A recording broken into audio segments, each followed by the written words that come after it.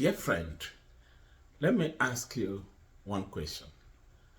Are you concerned about your integrity, or you are more concerned about your image? Which one really matters more to you? Integrity, image? The image you have may be derived from your integrity, but sometimes the image people have about you may not be real, may not be correct. Let us look at it this way. Integrity certainly defines who you are, who you truly are. Image is what people think about you. What people think about you. That is why you see a lot of corporations, a lot of organizations, a lot of leaders, a lot of politicians, a lot of people of the so-called enigma have people that launder their image.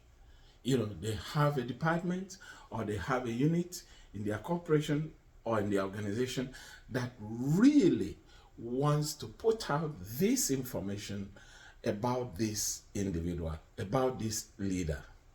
Now, the essence is that they want to put across to people, to their followers, to families, and so on, that these persons, these personalities are this.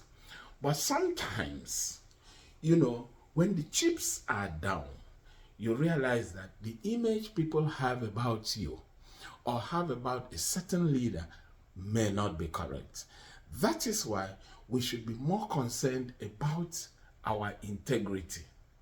We should be less concerned about image, because the image people have about you will automatically, come up with, will automatically display itself when you are somebody with good integrity or somebody with integrity, because integrity is integrity. It can never be bad. Now, let me tell you something. We have had situations, that politicians, church leaders, family members are not trusted. Now, why are they not trusted? Because sometimes when people discover that the image they had about these people are not really what they are. Now, what does this tell us as leaders? Leaders should always live the life that they want the people to see. And that is the life of greatness, the life of virtue, the life that gives positive influence. And so when you live that life of a life of influencing people, your followers positively, you may not need anyone to launder your image. Now, it is a season of politics in many countries, a season of brinkmanship in many countries. Now, people have hired so many people to launder their image. Does this matter? Most times, you see, the truth comes out even in an effort to launder somebody's image. Now, we have read or seen people come out confessing who they really are. And now, there was a situation I don't want to mention names, but there were certain personalities who the world thought they were business tycoons that were dealing with, legitimate products, and then that was the product made them rich. But over time, government or the security agencies have investigated some of this wealth, and then discover that some of these were not legitimate earnings. And what happened?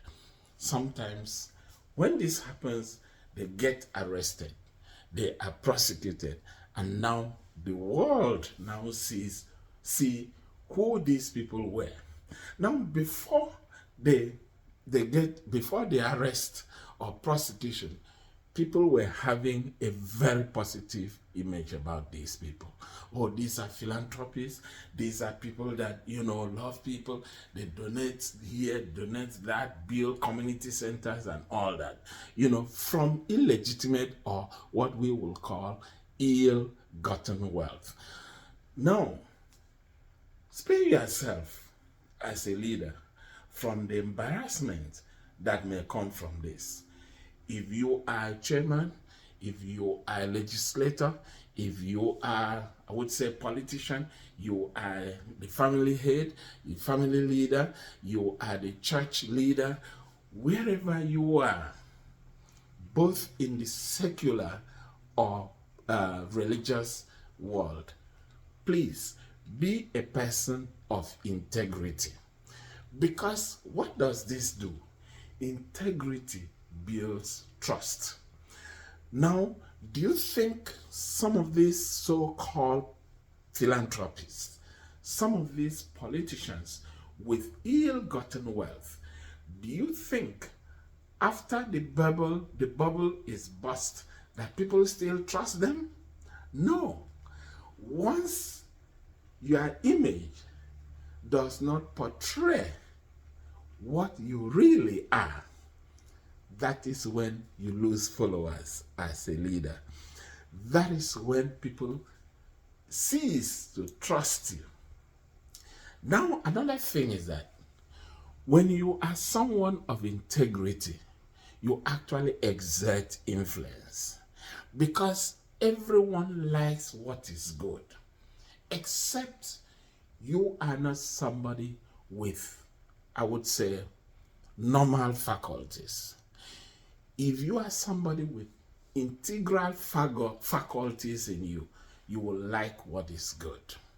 And so that is why great leaders with integrity influence a lot of people. We can name names here, but we don't want to name names here, but all over the world, or think around you and see whether you will identify somebody with integrity. Even in the history books or political circles, try to identify someone with integrity and see whether those virtues you will not be impressed by those virtues, and whether they will not influence you. Another thing is that for you to have what we call solid reputation, you must be of integrity. You must be someone of integrity, because reputation, you will not be ascribed as a gentleman or lady with integrity or with reputation if you do not have integrity. Again, integrity enhances credibility. Whatever you say, if you appear before a group of people and begin to present a project, or you have a proposal, now people know, oh no, this is somebody with integrity. This proposal must be genuine. But if you are somebody that always launders image, you always look for somebody to launder your image, you pretend to be white when you are red, or you pretend to be this when you are not. You realize that, before you know it, people discover who you really are. And if you have to present a proposal to your followers, to your community, then you would realize that nobody buys into it, because they know you do not have credibility. You are not somebody with integrity. You are somebody that always, try to cover up who you really are. Now, what does this tell us? The lesson this gives us is that if you want to create or make a mark in your community, among the people you lead, even as a follower, you are a potential leader. If you want to lead the next day, being tomorrow, you have to start to build credibility. You have to build, you have to Be a man of integrity. You have to build trust among your people, because this is what will make you stand out. You can never influence people positively, and that is being a leader, without being somebody of integrity.